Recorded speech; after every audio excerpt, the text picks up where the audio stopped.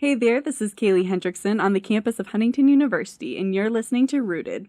Make sure you subscribe to us on SoundCloud and iTunes, and you can catch us every Thursday evening at 7 on 105.5 WQHU.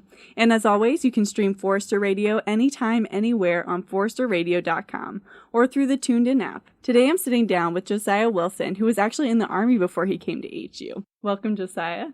Thanks. It's good to be here. So Josiah actually was born and lived in northern Indiana until he was about 7. Then him and his family moved to Ukraine for about 8 years. Upon returning to Huntington, he graduated high school in 2012, and then just 2 months later, he joined the Army. And after 3 years in the Army, he became a student here at HU. Josiah is now in his junior year as a journalism and personal relations major. Having to transition so many times between the U.S., Ukraine, back to the U.S., the Army, and now here, where do you consider home? Well, Huntington is where I was born, so in a way, this town is probably one of the closest things I have to a hometown.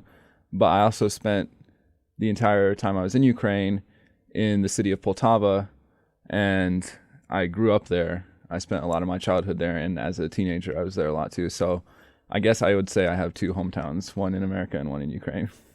Yeah, what did your family do while you were in Ukraine? My parents were missionaries. They worked with several churches in the city of Poltava, and they did some outreach in other cities around the country.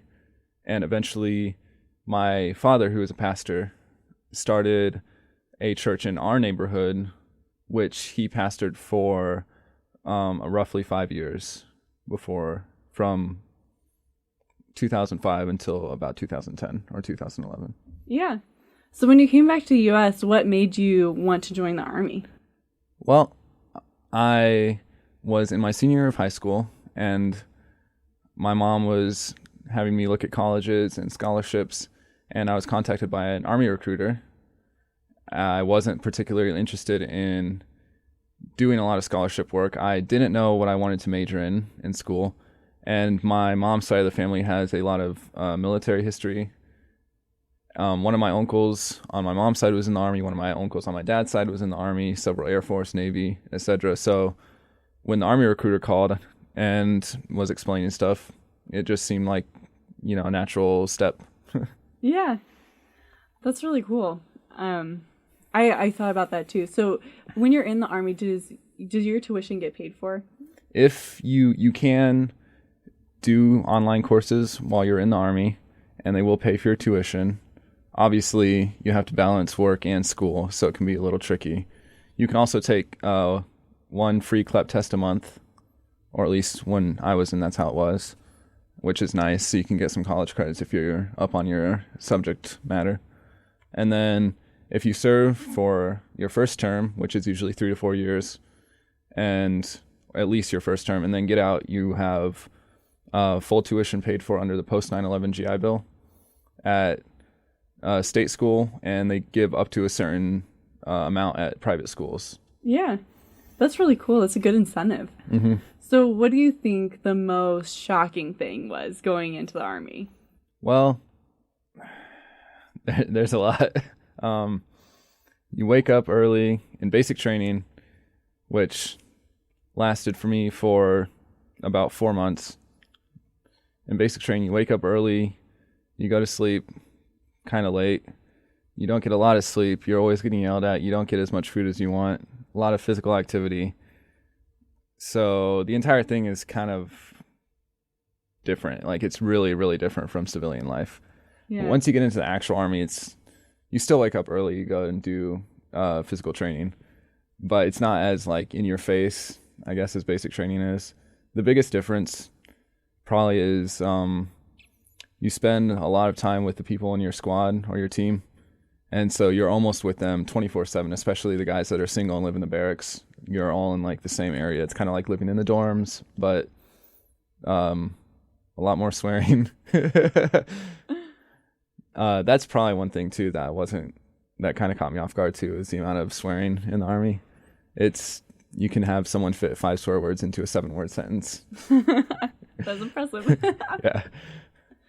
So you were comparing the dorm life to basic training. Would you say you preferred one or the other? Basic training was great. I wouldn't go back and do it over. It sucked while you're in it, but you get a lot out of it.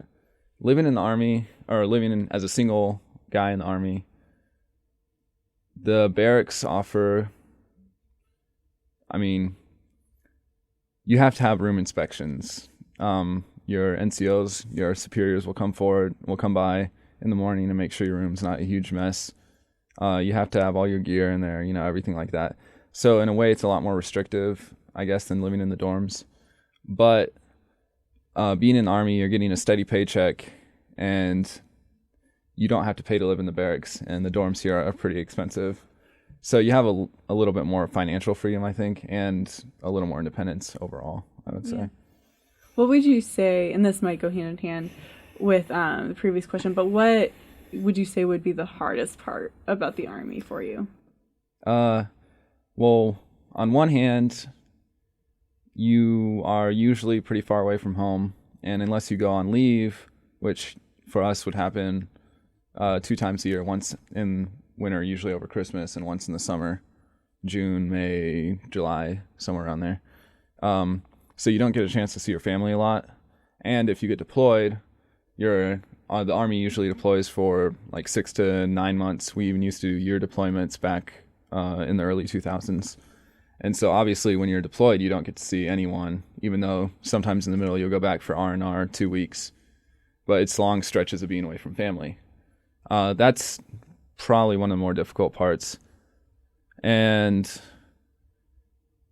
the other one I'd say is like you always have to be up on your knowledge. You always have to be up on your physical fitness. You don't get to take a break exactly. It's not bad, but it's definitely a challenge. Keeps you on your toes. Yeah. Were you deployed while you were in the Army? I did not have a combat deployment, but we did training missions in Asia. We worked with the Filipino Army, the Korean Army, and the Thai Army. Okay. Which was a really great experience. It was really interesting to get to see those countries and interact with the people and their military and see the culture differences and stuff like that. Yeah. So it was a good experience. What do you think your biggest takeaway was from the whole experience of from basic training to even deployment? Work hard. You get out what you put in. If you're willing to put in the effort and if you're willing to put in the time and the work, you're going to come out ahead of everyone else. And the same applies to civilian life, especially college. It also instilled a knowledge, a determination. I can do pretty much anything as long as I don't quit.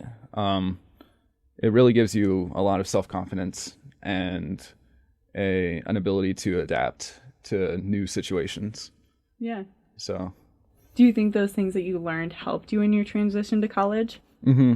Yeah. It helps out a lot in college. You already have the discipline structure there because in the Army, you're running on a pretty strict schedule. You wake up the same time every morning for PT. You go do physical training.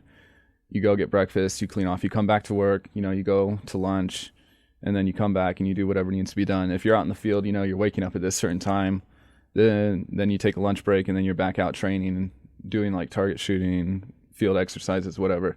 So the strict schedule and regimen really helps. I feel in college, where you can you don't have to work. Some people come into college out of high school, and they're not used to I have class here and I'll have to do homework now. So I came in and I'm already okay, I can do homework after this class. I have some time after this class to go to the gym. I need to be here on time. And the Army is really big on punctuality. So that's another thing too. I'm always all right, I need to block off X amount of minutes before class when I have to leave so I can get there on time or early. Yeah. How would you say that your faith has helped you through all of the many transitions you've gone through in your life? Well, there's always times in life when you feel like nothing's going right or you don't have a lot of hope for the future. So anytime I think when I've ever hit like rock bottom or been really close to rock bottom, I know that I can look to my faith and I can look to God, and there's always that reassurance. And my parents obviously are also strong Christians. So going off of that too, my relationship with them and with God, I've always had like a reinforcement, like a fail-safe too, so to speak, I guess. It's just like something that helps me out, you know. If I'm ever feeling like I can't go overcome this next challenge, or I can't knock out this like huge essay, or this project is overwhelming, or like in the Army, you know, we've got this training, I can't do like this ruck march like 12 miles. Oh man, I'm starting to feel. There's always that little like support in the back of my head. How would you encourage other students who are like have served our country and now are transitioning into college life? Keep your head up. It's rough. Transitioning, especially from the Army and from combat arms, is rough. You go from being surrounded by a community and by a brotherhood, and you're out here in this civilian world where people don't have the same experiences as you do, and they don't necessarily understand how you think, or like your sense of humor.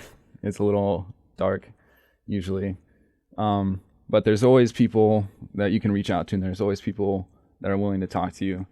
I think the biggest, most important thing, especially when I got out, was to not let go of and not forget like my support network. Like I could still get in touch with my old buddies from the Army. I could still get in touch with my family.